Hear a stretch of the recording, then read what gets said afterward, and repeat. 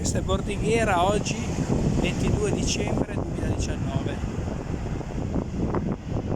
C'è una mareggiata forte, molto forte,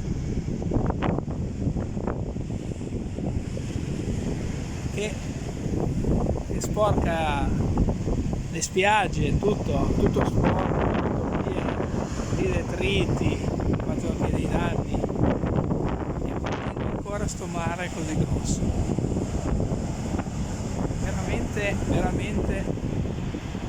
Veramente bello, però fa dei danni, quindi occhio. Laggiù si vede tutta la costa francese, fino in fondo le sterelle, e mi pare che ci sia l'isola di Levallois vicino a Fréjus. Veramente uno spettacolo meraviglioso, mi piace tanto, veramente bello. Vento forte,